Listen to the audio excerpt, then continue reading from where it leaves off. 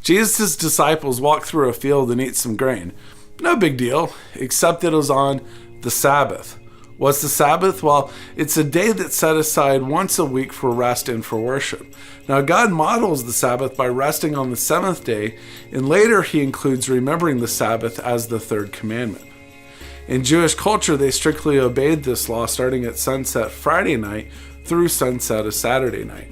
So if you're supposed to rest and not do any work, then well, what kinds of things constitute as work?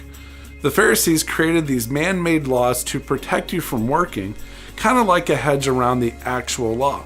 Now, this sounds good, but they got a little carried away. See, they created 613 laws and 39 categories for work.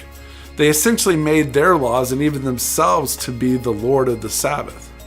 So when Jesus' disciples picked some grain, that violated one of the Pharisees' laws, but did not actually violate anything commanded in Scripture. So they got mad and they confronted Jesus. So Jesus counters with two things. First, he reminds them of a time when King David broke the law by eating the priest's bread on the Sabbath out of necessity. Basically, he's saying that God's laws are not designed to make life impossible. But the second thing he mentions is much deeper. He says that the Sabbath is made for man, not man for the Sabbath, and that he is Lord of the Sabbath. So basically, he's reminding them of the lost purpose of the Sabbath and that Jesus himself is God, the author of the law. So the authority is not in the law, but rather in the person of Jesus Christ.